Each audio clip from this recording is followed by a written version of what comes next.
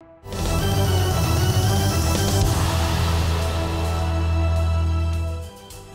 Evening and very warm welcome to news with Fariha Idrees. बहुत शोर सुनते थे पहलू में दिल का, जो चीरा तो एक कतरा खून तक ना निकला। सदर मुमलिकत डॉक्टर आरिफ अलवी की जानिब से इलेक्शन की तारीख देने का बहुत शोर व वावेला था। कहा यह जा रहा था कि सदर जब अपना आईनी इख्तियार इस्तेमाल करेंगे तो तलातम आ जाएगा, लेकिन आज सदर ने जो तारीख दी या उसकी तजवीज़ थी, उसने तलातम तो कुजा चाय की प्याली में छोटा सा तूफान भी पैदा नहीं किया। सदर ने आज इलेक्शन कमीशन को 6 नवंबर को आम इंतखाबात कराने की तजवीज़ देते हुए आला अदलिया से रुजू करने का मशवरा भी दे दिया। सदर का चीफ इलेक्शन कमिश्नर के नाम खत उनकी बेबसी की मुंह बोलती तस्वीर नजर आ रही है। गुज़िश्ता कुछ दिनों से नून लीग ने सदर पर ताबड़तोड़ हमले किए और उनको अबूरी सदर करार दिया, जिसका आज उनके खत में भी नजर आया कि सदर साहब ने मान लिया कि यह हक उनके पास नहीं था। आईनी माहिरीन बार बार कुछ ये भी कहते रहे कि सदर को इलेक्शन की तारीख देने का इख्तियार है, लेकिन आज सदर इस इख्तियार को इस्तेमाल करने में भी बेख्तियार नजर आए। देख लें इस हवाले से आईनी और कानूनी माहिरीन क्या क्या कहते रहे हैं। गवर्नर पे लाजिम है कि वो गवर्नर 90 दिन के अंदर अंदर प्रोविंशियल असेंबली की तारीख दे। ये सदर सिर्फ कौमी असेंबली की तारीख दे सकते हैं। नेशनल असेंबली की डेट देना जो है वो प्रेसिडेंट का काम बनता है। जब तक कॉन्स्टिट्यूशन के अंदर ये चीज मौजूद है, प्रेसिडेंट का अपॉइंट करने का कोई कानून जो है उसको तब्दील नहीं कर सकता। और जो उन्होंने कानून तब्दील भी किया है कि वो सब्जेक्ट जो कॉन्स्टिट्यूशन है, वो जिम्मेदारी जो है वो आइन के मुताबिक प्रेसिडेंट की है। इलेक्शन की डेट देना तो प्रेसिडेंट के पावर्स में मौजूद है, वो दे सकते हैं। जो उन्होंने ऑर्डर दिया है, जो उन्होंने कहा है, वो सही है अपनी जगह पर, लेकिन उस पर एक्शन होना मुश्किल नजर आता है। आज वज़ारत कानून में वफाकी और सूबाई वज़ारतों का इजलास हुआ, जिसमें तमाम इदारों को ये तजवीज़ दी गई थी कि वो इलेक्शन का मामला इलेक्शन कमीशन पर ही छोड़ दें। वज़राए कानून सूबों से ये भी कहता रहा कि वफाक को मजबूत बनाने और कौमी खजाने पर गैर ज़रूरी बोझ डालने से गुरेज के लिए कौमी और सूबाई इंतखाबात एक ही दिन करवाए जाने चाहिए। शायद वज़राए कानून के इस एलामिये की वजह से ही सदर ने आम इंतखाबात की हतमी तारीख देने के बजाय इलेक्शन कमीशन को सुप्रीम कोर्ट जाकर राय लेने का मशवरा दिया है। सदर ने आज अपने खत में क्या लिखा है, हम इस पर भी एक नज़र डाल लेते हैं।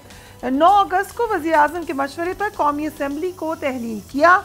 आर्टिकल 48 की शिक 5 के तहत सदर मुमलिकत को इख्तियार है कि 90 रोज़ के अंदर तारीख मुकर्रर करे।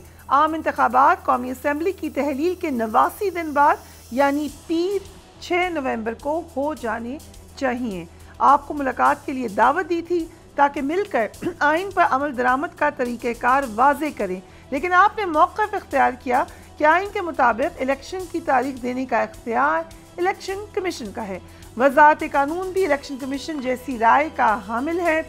आइन की तमाम शिकों, सियासी जमातों की मुशावरत और सूबाई असम्बलियों के मौक़िफ़ को मद्देनज़र रखते हुए इलेक्शन कमीशन को तजवीज़ करता हूँ कि वो आम इंतखाबात के मामले में आला अदलिया से रुजू करें। इससे बात करेंगे। I start with you Khurram Dastgir Khan साहब। सदर आरिफ अलवी ने 6 नवंबर को इंतखाबात की तजवीज़ दी है, how do you look at that? जी, दो इसमें अहम बातें हैं जो आपके नाज़रीन के सामने रखना ज़रूरी है। एक तो ये है कि अब आरिफ अलवी आईनी सदर की हैसियत में मौजूद नहीं, अपनी मुद्दत मुकम्मल कर चुके हैं, वो एक अबूरी सदर हैं। तो लिहाजा जो भी आइन के तहत उनकी अथॉरिटीज़ थी, अब उनमें एक कमी वाक़ई हो चुकी है जब तक अगले सदर जो हैं वो हलफ नहीं उठा लेते। दूसरा इशू ये है कि उनकी जो तारीख देने की अथॉरिटी है, जो आइन की जिस आर्टिकल के तहत है, वो तभी ऑपरेशनल होता है कि अगर अदम एतमाद के बाद कोई जमात भी अपनी अक्सरियत साबित ना कर सके और सदर असम्बली तोड़ दें, और फिर तब अगर वो सदर असम्बली तोड़ते हैं तो उनको वो इख्तियार है कि वो तारीख भी दें। और अगर इसमें कोई इबहम था तो पार्लियामान ने अभी चंद हफ्तों पहले इस पर तरमीम करके ये इख्तियार मुकम्मल तौर पर इलेक्शन कमीशन के हवाले कर दी। तो ये जो आज का खत है, ये नेक ख्वाहिशात का इजहार तो हो सकता है, या एक छुपी हुई कोशिश है, शायद अदलिया को दावत दी है उन्होंने कि वो इस मामले में इंटरवीन करें, उसके अलावा तो इलेक्शन के ऊपर इस खत का कोई असर नहीं है। ओके, बट क्विकली, क्योंकि आपने सदर के लिए अबूरी सदर का वर्ड इस्तेमाल किया, तो सर इस वक्त तो दो अब तो प्रोविंशियल गवर्नमेंट्स पहले बड़े अरसे तक अबूरी रही, उसके अलावा वफाकी हुकूमत में भी अबूरी सेटअप तो अब हर जगह है। सो क्या एक ये जो वॉइड है इसमें हम इसी तरीके से इलेक्शन में तारीख होती हुई देखेंगे, क्योंकि अबूरी तो ऑलमोस्ट सब लोग ही हैं। जी, ये जरूर है कि जो निगरान हुकूमत है उसका आइन में अब बाकायदा जिक्र है 18वीं तरमीम के बाद, और उनकी जो अथॉरिटीज हैं वो वाजे हैं। लेकिन ये अबूरी सदर का तजर्बा गालिबन शायद पहली दफा हो रहा है, जिसकी वजह से इसकी जो आइनी हैसियत है उसका तयन अभी होना बाकी है। और ये भी एक आई थिंक अगली पार्लियामान के पास ये काम होगा कि वो कानून साजी के तहत जो है इस बात को वाजे कर दें कि जो अगर सदर अबूरी हालत में है तो उसकी अथॉरिटी क्या है। दूसरा ये कि कानून दानों की राय जरूर हो सकती है, लेकिन जो बहुत सारे मेरे कॉलीग्स हैं जो कानून साज हैं उनको भी तो उनकी बात भी सुननी चाहिए। जो कानून लिखने वाले हैं, बनाने वाले हैं, उनकी भी एक राय अहम है। और जो कानून साज लोग हैं जो अभी कुछ अर्सा पहले तक पार्लियामान का हिस्सा थे, उनकी राय बड़ी क्लियर है कि सदर की जो अबूरी अथॉरिटी है वो नहीं है जो उनकी आईनी हैसियत में थी। तीसरी बात यह है कि हमें जबकि इलेक्शन कमीशन पाकिस्तान कह चुका है कि वो 30 नवंबर तक अपनी हल्का बंदियां मुकम्मल कर लेंगे, तो उसके बाद 54 दिन का मिनिमम अरसा उनको दरकार है। तो लिहाजा बहुत वाजे हो चुका है कि इलेक्शन जो है वो जनवरी के आखिर में या फरवरी के आगाज में। बट क्विकली ये भी बता दें कि पीपल्स पार्टी ये कह रही है बार बार कि 90 दिन में इलेक्शन हो। नून लीग जो है वो बार बार ये तासुर दे रही है कि आप नहीं जाना चाहते इलेक्शन में। इनफैक्ट ये कहना पड़ा पीपल्स पार्टी को कि हमारे एलाइज डर रहे हैं इलेक्शन में जाने से। ये तासुर क्यों देते हैं आप बार बार, अब फिर दे रहे हैं? जी देखिए, इसमें हम ये जरूर चाहते हैं कि ये जो अगला इंतखाब हो वो 2018 की तरह किसी भी मैनिपुलेशन का, किसी तरोड़ मरोड़ का, किसी पॉलिटिकल इंजीनियरिंग का, जिसमें चाहे दलिया शामिल हो या मुक़्तदरा शामिल, उसका शिकार ना हो। राइट। और जहाँ पाकिस्तान में रहने वालों को बतौर वोटर अपना वोट इस्तेमाल करने का हक है, हम सब उस पर कायम है, लेकिन उन वोटों को और आबादी को गिना जाना जिसकी बुनियाद पर मुख्तलिफ ज़िलों में और मुख्तलिफ कस्बों में, गाँव में नशिस्तों का तयन होना है, वो भी एक बुनियादी हक है हर पाकिस्तानी शहरी का। तो लिहाजा ये दोनों जो आइन की शिकें हैं ये मतवाजी तौर पर लेकर चलनी है। और अब जब कि पाकिस्तान की ज़्यादा देर नहीं गुजरी कि मुख्तलिफ वजूहात की बुनियाद पर इलेक्शन जो है वो 90 दिन से आगे गए या आईनी मुद्दत से आगे गए हैं, तो लिहाजा हमें ज़्यादा फोकस इस पर करना चाहिए। और मेरी पीपल्स पार्टी से भी ये इस्तदा होगी कि वो इस पर फोकस करें कि हम जो अभी इंशाल्लाह इस पर जो एक कोड ऑफ कॉन्डक्ट बनना है उस पर बात करनी है। इलेक्शन कमीशन को जो हमें गाइडेंस देनी है पॉलिटिकल पार्टीज की हैसियत से, उस पर फोकस करें ताकि ये एक मिसाली इलेक्शन हो जो इंशाल्लाह 2024 के आगाज में होगा, ताकि फिर पाकिस्तान को एसेंशली एक नई जमहूरी बुनियाद फराहम करनी है जिस पर लेकर हम फिर पाकिस्तान को खुशहाली और जमहूरियत और वफाकियत नई बुनियाद पर फराहम कर सकें। I come back to you Khurram साहब। शाह रज़ा साहब, आपकी पार्टी 90 दिन में इलेक्शन का बार बार मुतालबा कर रही है, बिलावल भुट्टो बार बार ये बात कह रहे हैं। आज जब सदन कौमी असम्बली की हद तक 6 नवंबर की तारीख थी तो लगा ये कि शायद पीपल्स पार्टी करेगी सपोर्ट, तजवीज़ ही दी है, लेकिन पीपल्स पार्टी के कुछ रहनुमाओं को मैंने देखा है, they were not happy about it. आपको क्या लग रहा है? किस चीज़ पे? क्या सदर को जो सदर ने तजवीज़ दी है आप उससे मुत्तफिक हैं? देखिए, सदर ने 2 तरीक़े इख्तियार किए।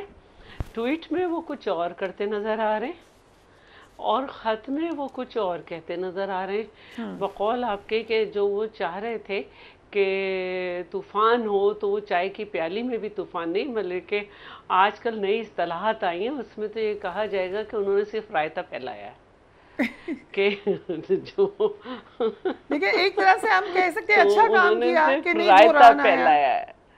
नहीं देखिए, अब अच्छाई तो आप कुछ भी निकाल लें, लेकिन हम खुर्रम साहब ने तो लॉ कानून पढ़ा हुआ है, हम जैसे लोग जो हैं वो माहिर कवानीन को सुनते हैं और उसके बाद ख़ुद भी कोशिश करते हैं कि आर्टिकल को पढ़ लें, और ज़रूरी नहीं है कि वो इंग्लिश में लिखा हुआ है तो आपको समझ आ जाए या नहीं समझ आए, उसको बाकायदा समझना होता है, बड़ी टेक्निकल बात होती है।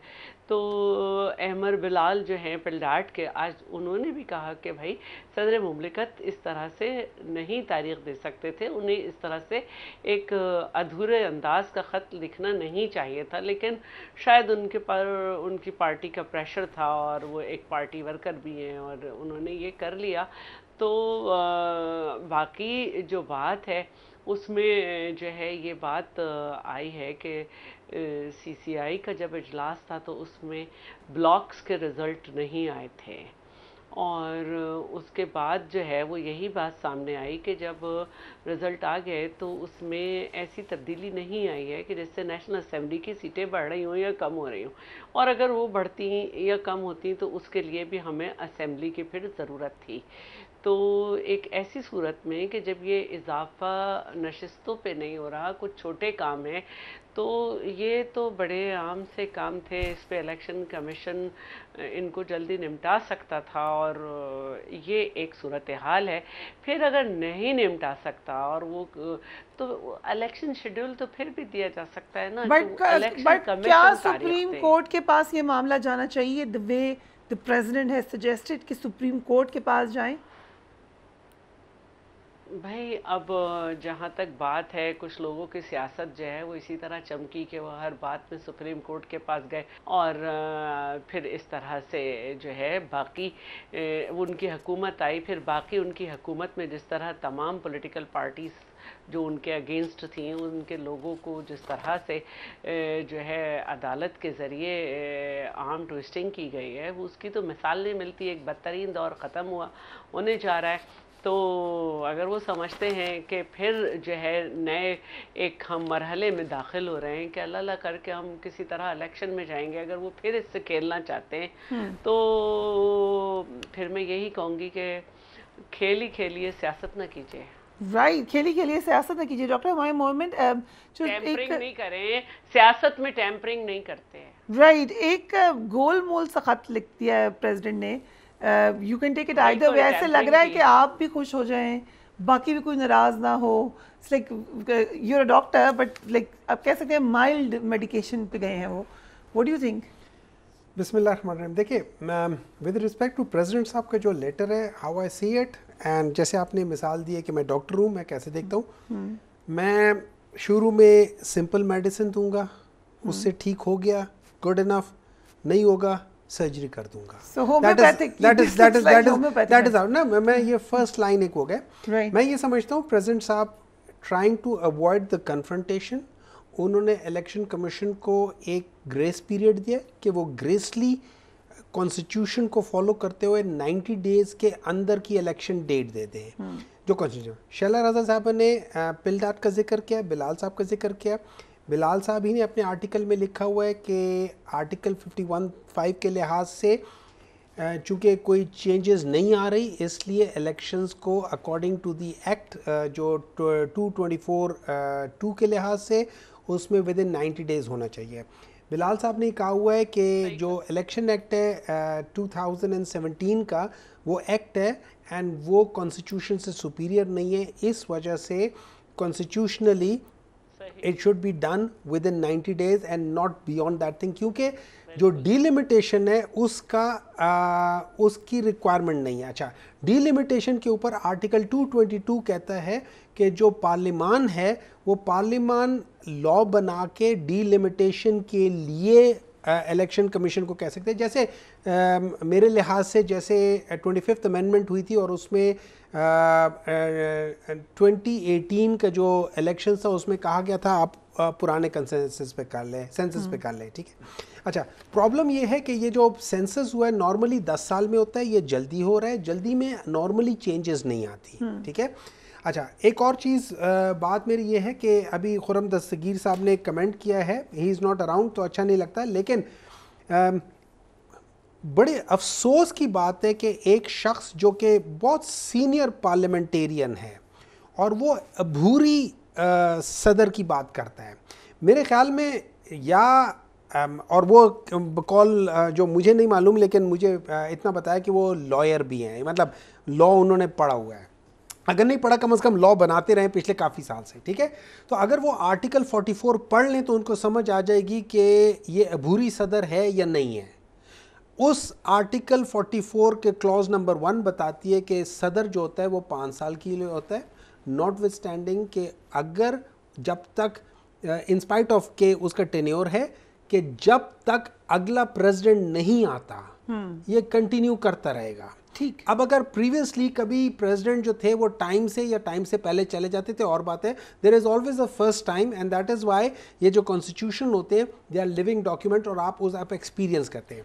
इससे पहले प्रेशर डाला पीटीआई ने सदर पे, you must take an action. देखिए मैं समझता हूँ पीटीआई को छोड़े, शैला रजा साहबा की पार्टी ने भी कहा हुआ है कि 90 डेज के अंदर इलेक्शन हो। पीपल शैला रजा की पार्टी में कुंडी साहब ने ओपनली कहा हुआ है कि प्रेसिडेंट साहब तारीख दिए और हम बिल्कुल प्रेसिडेंट साहब के साथ हैं। सारे लॉयर फोरम्स कह रहे हैं कि प्रेसिडेंट का आपका इख्तियार है वो करें, लेकिन प्रेसिडेंट साहब ने, मैं ये समझता हूँ उन्होंने अभी एक उनको दिया है, मे बी अगर 4-5 दिनों के अंदर अंदर ये नहीं करेंगे तो मे बी प्रेसिडेंट साहब will come up with the date and he should, ठीक है। लेकिन नहीं मैं ये समझता हूँ, लेकिन देखिए मैं आपको समझता हूँ, मैं एक लेटर का जिक्र कर देता हूँ। Yes he should. उन्होंने अच्छा काम किया है कि उन्होंने पहले एक ब्रीदर स्पेस दिया है, एक अच्छे तरीके से आदमी को कह दिया कि यार देखो तुम अपना आईनी काम कर लो और 90 दिन के अंदर इलेक्शन डेट दे दो। लेकिन अगर दूसरे लफ्जों में, दबे लफ्जों में कह दिया अगर तुम नहीं करोगे तो मैं कर दूंगा, और अगर तुम्हें समझ नहीं आती तो भाई सुप्रीम कोर्ट से समझ लो, ठीक है। क्योंकि ये चीज है।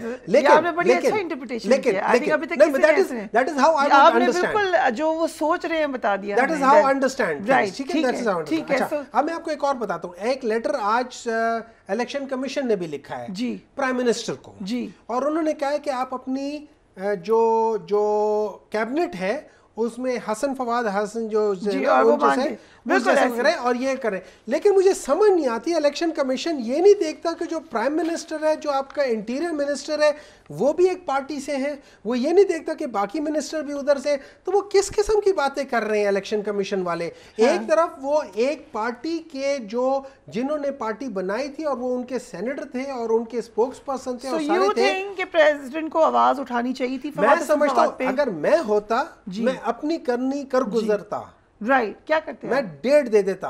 नहीं, लेकिन फवाद के नाम पे क्या प्रेसिडेंट को आवाज उठानी चाहिए? देखिए प्रेसिडेंट साहब ने नहीं उठाई, ये इलेक्शन कमीशन ने उठाई। प्रेसिडेंट को उठानी चाहिए थी। नहीं, ये प्रेसिडेंट का काम नहीं है। ये इस देखिए दिस इज टोटली ये आईनी भी और लॉ के लिहाज से भी ये इलेक्शन कमीशन का है, दोनों लिहाज से है। अगर आप 218 आर्टिकल 218 ऑफ द कॉन्स्टिट्यूशन कर लें या आप इलेक्शन एक्ट को उठा के कर लें, ये दोनों इख्तियार है कि फ्री एंड फेयर इलेक्शन करवाना इलेक्शन कमीशन का काम है। और उस इलेक्शन कमीशन को देखना चाहिए कि ये किस किस्म के लोग बैठे हुए हैं। और ना सिर्फ ये, प्राइम मिनिस्टर आपके इंटीरियर मिनिस्टर जो बाप पार्टी का है, प्राइम मिनिस्टर बाप पार्टी का है, वो बलूचिस्तान में अगर इजाजत दे इलेक्शन कमीशन ऑफ पाकिस्तान ने निगरान वज़ीर आज़म के प्रिंसिपल सेक्रेटरी को जो खत लिखा है उसमें ये कहा है कि ऐसे अरकान का तकर्रुर ना किया जाए जिनकी सियासी वाबस्तगी हो। लेटर को आप देख लें, आम तासुर है कि निगरान हुकूमत साबिका हुकूमत का तसलसल है।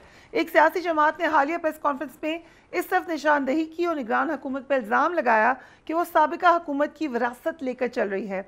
काबीना अरकान की तकरीर करते वक्त इन अफराद से इज्तनाब किया जाए जिनकी सियासी वाबस्तगी हो। सीनियर सिविल सर्वेंट्स के अहम ओहदों पर तकर्रुरी के वक्त गैर जानिबदारी को सामने रखा जाए। खुर्शीद शाह साहब की स्टेटमेंट थी, वो भी देख लीजिए ज़रा। नसरुल्लाह मलिक साहब, thank you so much for being on the programme. सदर ने जो अब एक्शन ले लिया है, अब अभी हमें हुमायूं साहब ने कहा कि इसके बाद एक और भी एक्शन हो सकता है, लेकिन अभी तक जो तजवीज़ है इसके बाद क्या होगा हम डिस्कस करेंगे एंड दैट्स इट। शुक्रिया फ्रिया, लेकिन मेरा सवाल ये है कि क्या सदर साहब ने कोई एक्शन लिया है? उसका जवाब है कि नहीं, सदर साहब ने कोई एक्शन नहीं लिया। अगर सदर साहब, जिनके पास इतनी बड़ी कानूनी माहिरीन की टीम है, ईवान सदर के अंदर उनके पास लॉ एक्सपर्ट्स मौजूद हैं और ब्यूरोक्रेसी के अफराद उनके पास मौजूद हैं, अगर वो इतने यकसू थे कि ये सदर का ही इख्तियार है तारीख दे देना, तो सदर को फिर इस मामले को तजवीज़ देने की ज़रूरत क्या थी? सदर वाज़े करते कि फ़लाँ तारीख को जनाब जो इलेक्शन होंगे और उस पर किसी इबाहम की अब कोई ज़रूरत नहीं है। ठीक। उन्होंने एक बार फिर मुल्क की आला अदलिया को सियासत में घसीटने की कोशिश की है। बदकिस्मती से मैं समझता हूँ कि सियासी जमातों ने जिस तरीके से अदालतों को सियासी मुकदमात में घसीटा हुआ है, उससे मुल्क का पूरा निज़ाम इंसाफ उसके ऊपर सवालात उठना शुरू हो गए हैं। यानी अगर सदर मुमलिकत ये समझते थे, अगर उनके नज़दीक ये आइनी और कानूनी उनका हक था, तो आप ही मुझे बताइए, हुमायूं साहब बता दें, तो उनको फिर ये तजवीज़ देकर इस मामले को सुप्रीम कोर्ट ले जाने की ज़रूरत क्यों महसूस की गई? सुप्रीम कोर्ट पता तब जाता है जब कहीं इबाहम मौजूद होता है, कहीं आइन की तशरीह दरकार होती है। हुमायूं साहब इसका जवाब दे सकते हैं, बट लेट्स से मलिक साहब, let me be the devil's advocate, not that I am calling the president devil, it's just a phrase. मैं हो सकता है इनके जहन में ये हो कि मेरे ऊपर बहुत तनकीद होगी, मेरी कोई बात मानेगा नहीं। लेट्स रिमेंबर कि जिस सुप्रीम कोर्ट के पास वो जा रहे हैं, वो सुप्रीम कोर्ट एक इलेक्शन की डेट दे चुकी है जिस पर अमल नहीं हुआ था। सो हो सकता है कि तमाम मुहर्रिकात बैकग्राउंड में हों। What do you think? अब उसमें भी देख लीजिए, सुप्रीम कोर्ट ऑफ पाकिस्तान ने एक इलेक्शन की तारीख दी 14 मई, उसके ऊपर इलेक्शन नहीं हो सके 2 सूबों के अंदर, और चीफ जस्टिस ऑफ पाकिस्तान के सामने ये मामला था, सुप्रीम कोर्ट ऑफ पाकिस्तान के पास ये मामला मौजूद रहा। इस पे ये कह दिया गया कि ये इलेक्शन ना कराना आइन की खिलाफ वर्जी है, लेकिन किसको मुर्द इल्ज़ाम ठहराया गया?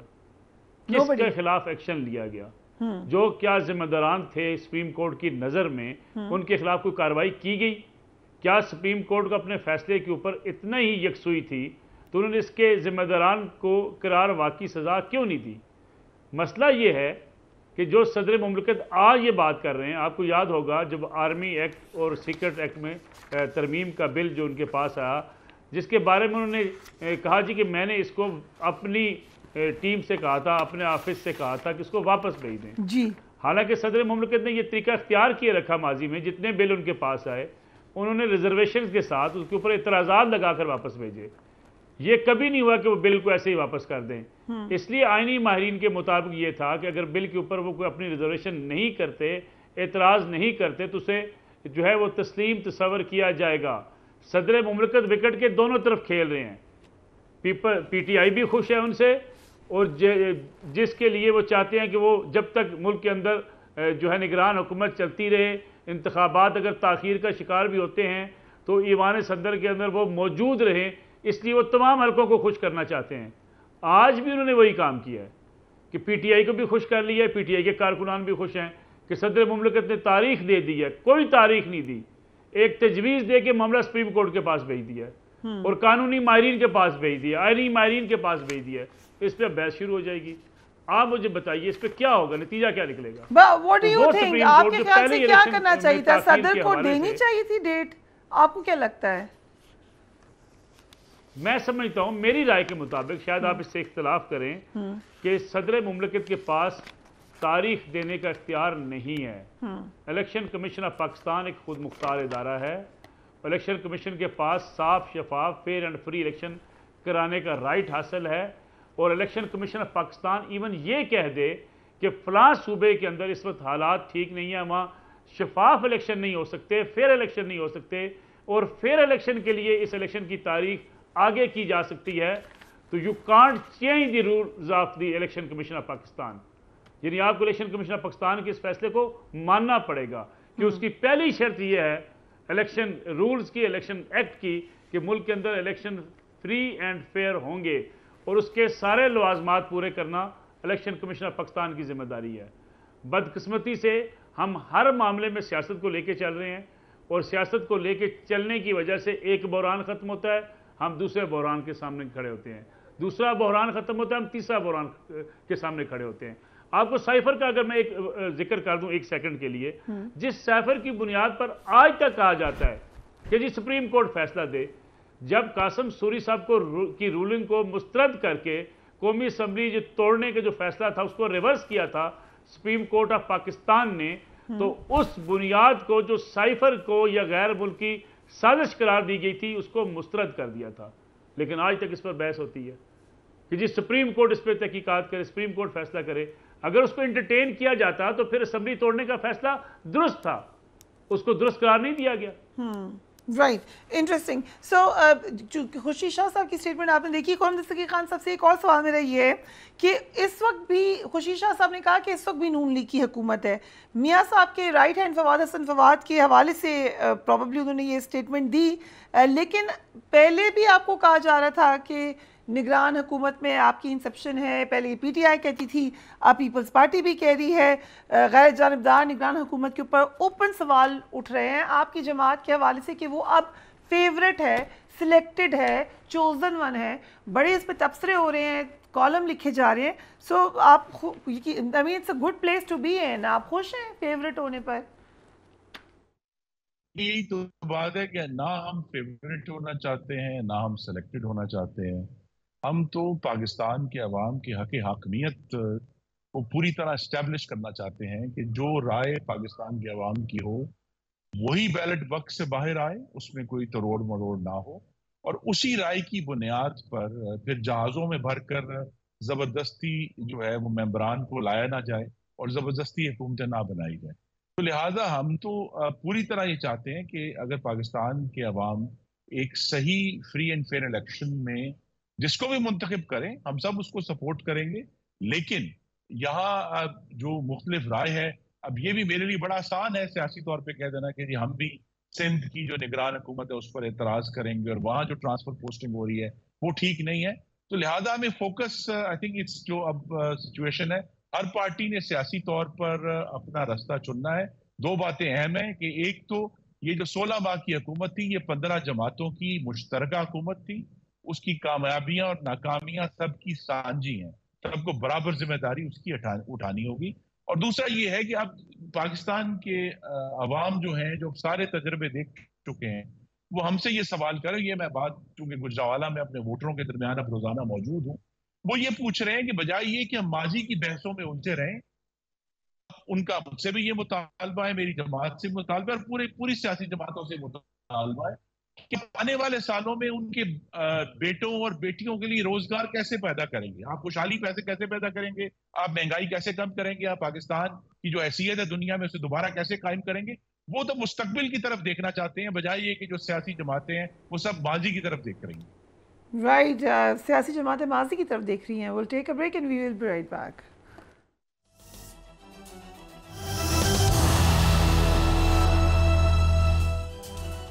And welcome back. Peoples Party मुसलसल लेवल प्लेइंग फील्ड की बात कर रही है।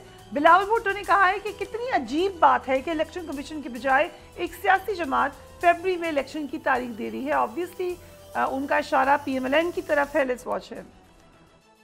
मेरा ख्याल में इलेक्शंस होने चाहिए, जल्द से जल्द होने चाहिए। बड़ी अजीब बात है कि एक जमात जो है वो खुद तो इलेक्शन डेट ऐलान कर रहे हैं। वो कह रहे हैं कि फरवरी में इलेक्शन है। अब मुझे नहीं पता कि इलेक्शंस है, आपको नहीं पता कि इलेक्शंस कब, इलेक्शन कमिश्नर साहब को नहीं पता कि इलेक्शंस कब है, मगर उस जमात को पहले से पता है कि इलेक्शन डेट क्या है। तो मैं फिर अगर लेवल प्लेइंग फील्ड का बात ना करूं तो क्या करूं? So level playing field Peoples Party उससे क्या कह रही है? दूसरी तरफ हमने देखा है कि सबरा तरीक़ साहब जेल में हैं और अब नन अदर देन मौलाना फजल रहमान जो अपेरेंटली उनके आर्च राइवल हैं वो भी इस पर सवाल उठा रहे हैं। Let's watch him. शहरा रज़ा साहबा, जब लेवल प्लेइंग फील्ड आप लोग कह रहे हैं, सो ये सिर्फ पीपल्स पार्टी के लिए है या आपका इशारा दूसरी जमातों की तरफ भी है? देखिए 2009 में 8 में बीबी साहिबा की शहादत के बाद जब इलेक्शन हुए तो उस वक्त भी जो है हम तो मॉरली बिल्कुल ही आप खुद देख चुके थे। फिर 2013 में हमारे लिए जो है वो दहशतगर्दी इतना बड़ा ख़तरा थी और हमारे लिए ये कहा गया था कि अगर हमने जलसे जुलूस किए तो उस पर जो है वो बॉम्ब अटैक होगा। तो जिस पे दूसरी नून लीग ने कहा था कि अपने किए का खमियाजा भुगत रहे हैं और इमरान साहब ने तो बहुत ही जश्न मनाया तो और कहा था ठहरो तालिबान में आ रहा हूँ, तो किसी ने आवाज़ नहीं उठाई। फिर इसी तरह बहुत सारी दफ़ा बहुत सारी जमातों के साथ हुआ ये। तो फिर RTS बिठा के एक नया रिकॉर्ड कायम कर लिया गया।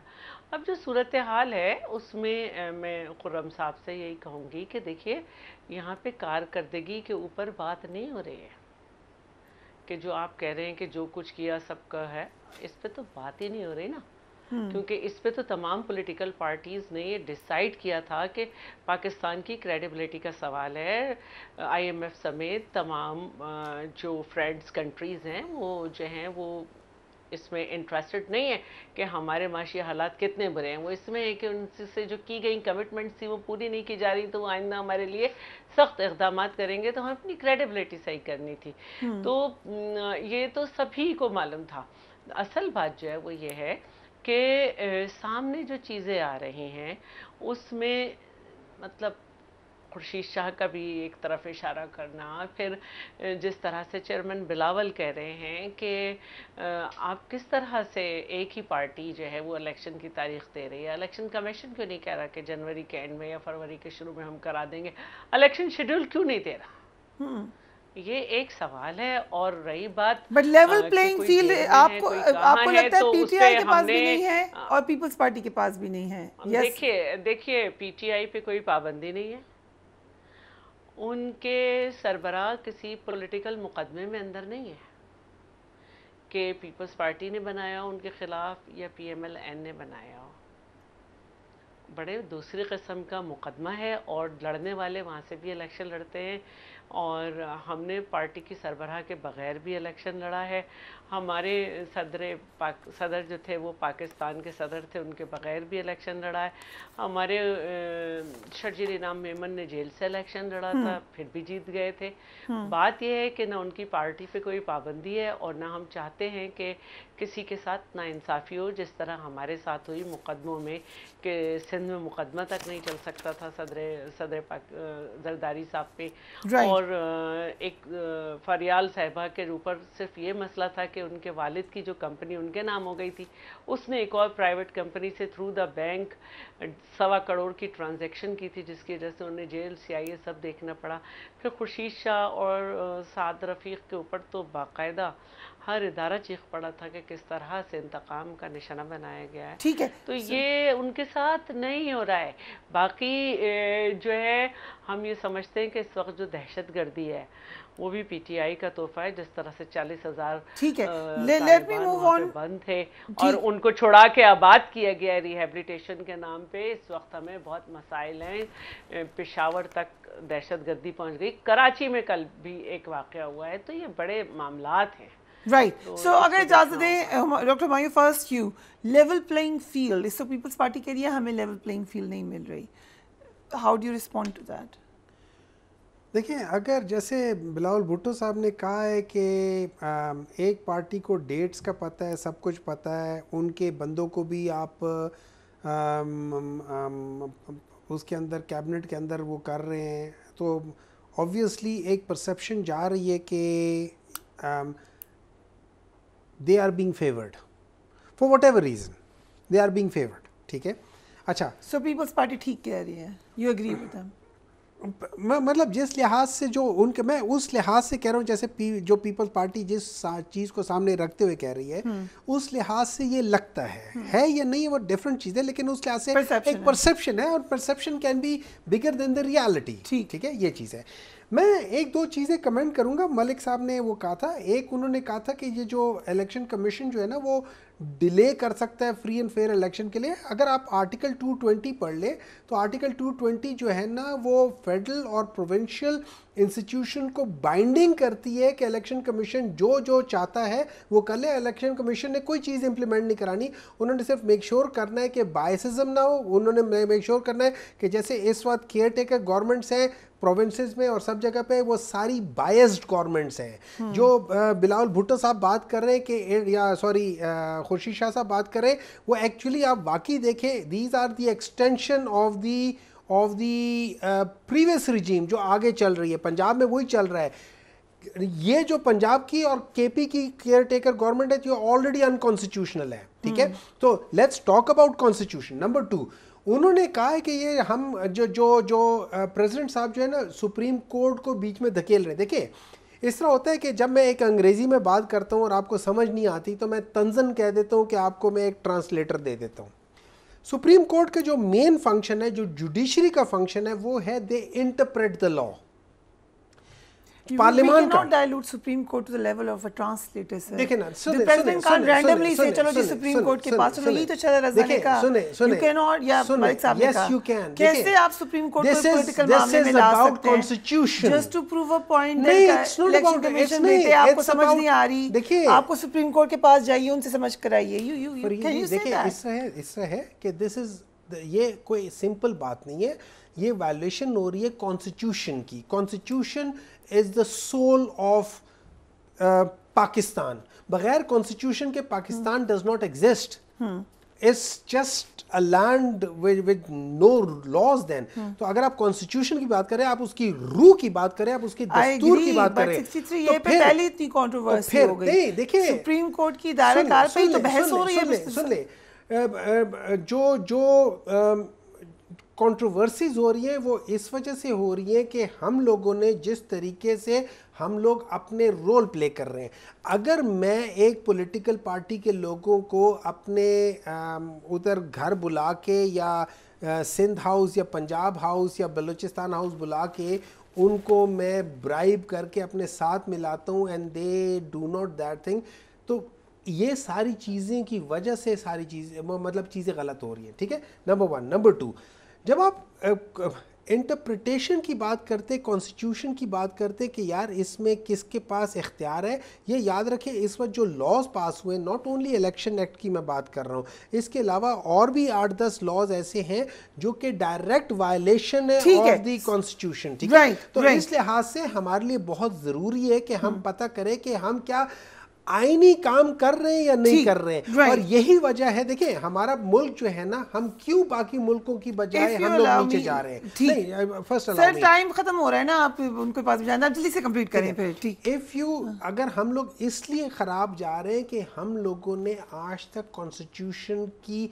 वायलेशंस करते आ रहे हैं, and over the period of years we have astrayed, हम लोग अपने रास्ते से हट के एक बेयाबान में चले गए। हम सीधे रास्ते से हट के बेयाबान में चले गए, क्योंकि सीधा रास्ता दस्तूर का रास्ता है। हम लोग दस्तूर को तोड़ते रहे, हम लोग दस्तूर को छोड़ते रहे, हम दस्तूर को नहीं मानते रहे हैं, इसी वजह से हम आज इधर है। अगर आज हम लोग दस्तूर को पकड़ ले, वो जैसे कहते हैं ना, वो अल्लाह की रस्सी को मजबूती से थामे रखो और तफर्रके में मत पड़ो, तो अगर हम उसी तरीके से, जैसे इस्लाम में वो कहते हैं कि अल्लाह की रस्सी को, तो इसी तरह कॉन्स्टिट्यूशन की रस्सी को मजबूती से थामे रखे और तफर्रके में ना पड़े, तो हम भी तरक्की कर लेंगे, इस मुल्क को बेहतर तरीके से कर लेंगे और बाहर के मुल्कों से आज़ाद करा लेंगे। राइट, इसके पर आप लोग जरूर कमेंट कर सकते हैं कि मलिक साहब, जो मोहम्मद अली दुरानी साहब एकदम से एक्टिव हुए हैं और वो कह रहे हैं कि पीटीआई के, and I will ask you this question also, कि वो लोग जो लोग अभी हैं मौजूद पीटीआई के साथ, वो चाहते हैं कि मुफाहमत हो जाए।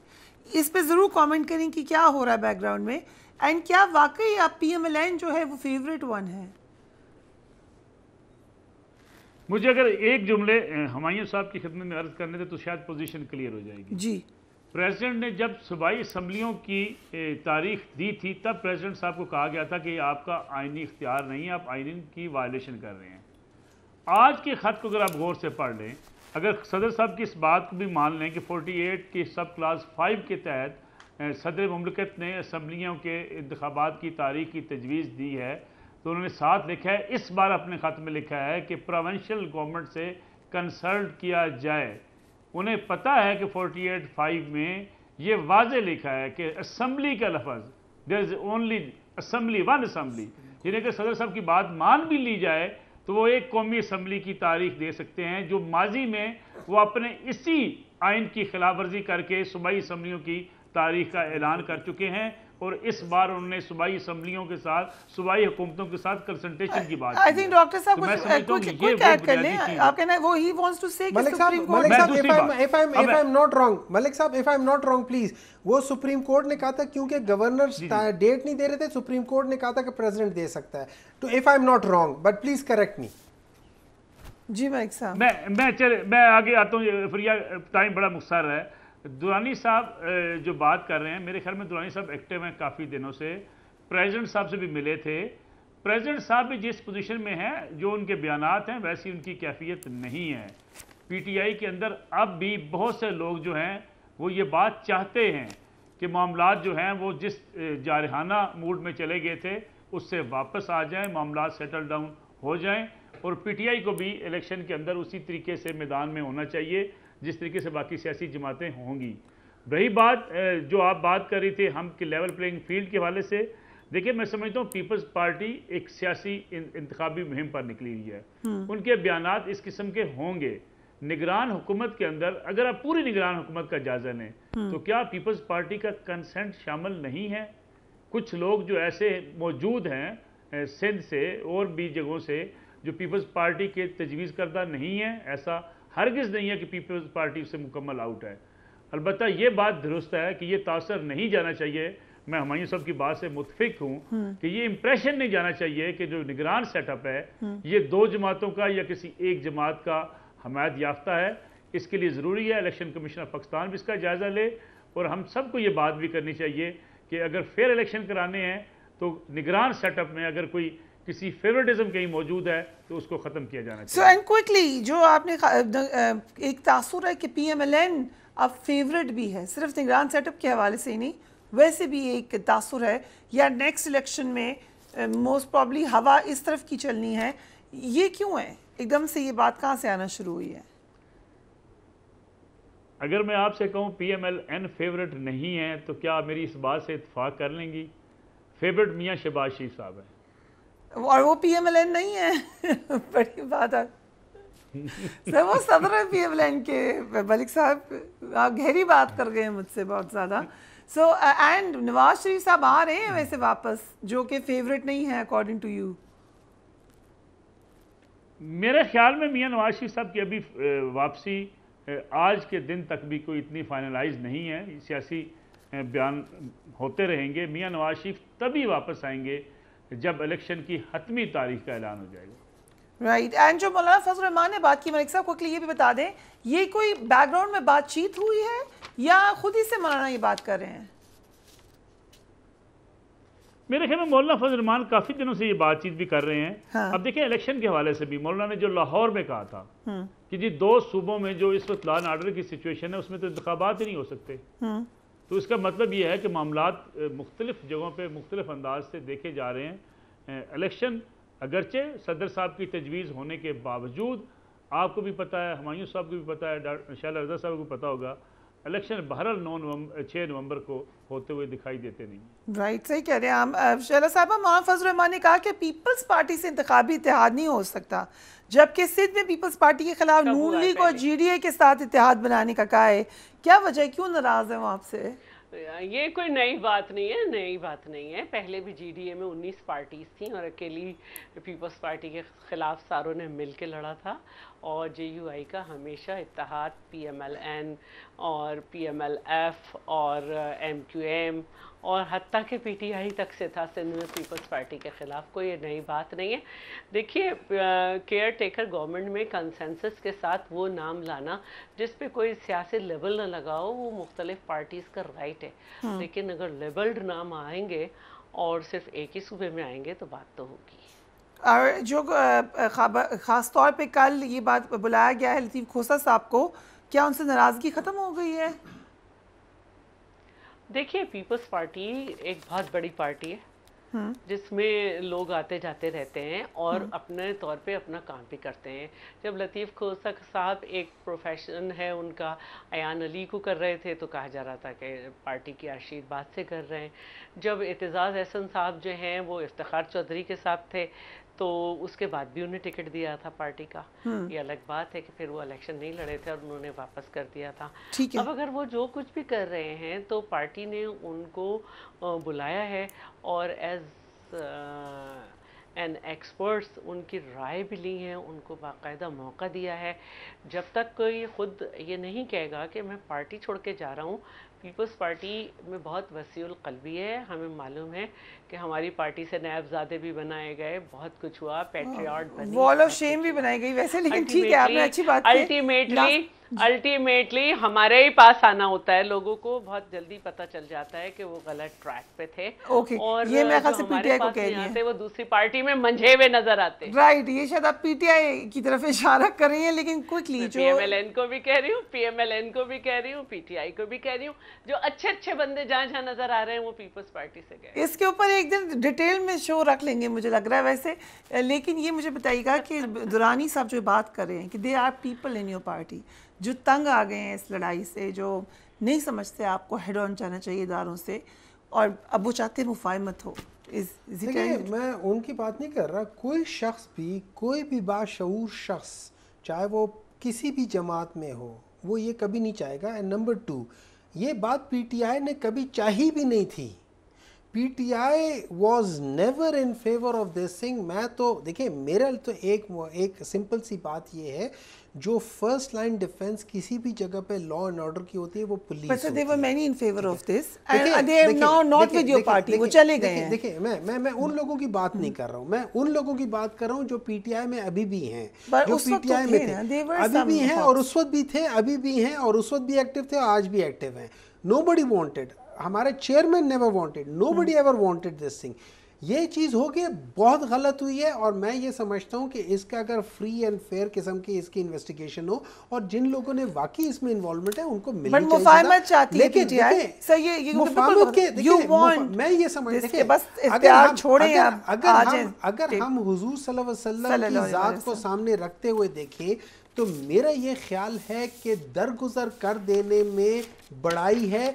ये चीज़ एंड में सेटलमेंट इसी तरह ही होगी, वरना नहीं होगी। तो बेहतर ये है कि जो इन पावर है वो इस चीज को दरगुजर करे। इससे पहले भी बहुत बड़ी बड़ी चीजें हो चुकी हैं, वो भी बिल्कुल रैप अप करना। शाला 10 सेकंड्स हैं प्लीज।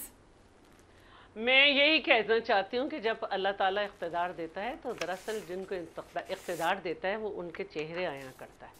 तो ये बात हर दौर में हर एक को याद रखनी चाहिए कि जब वो एम्पावर्ड हो तो वो लोग जो एम्पावर्ड नहीं है उनके साथ उन्हें क्या सलूक करना है, और उनको भी आइन याद रखना चाहिए। Right, on this note we will wrap this up for today. लेकिन जो सदर का ख़त है उसके बारे में हम यही कह सकते हैं कि it will go in history, लेकिन अगर क्या बात दोबारा आगे भी जाएगी जैसे कि डॉक्टर हुमायूं ने कहा है, तो फिर it will be very interesting turn of events. Do take care of yourself. अल्लाह हाफ़िज़।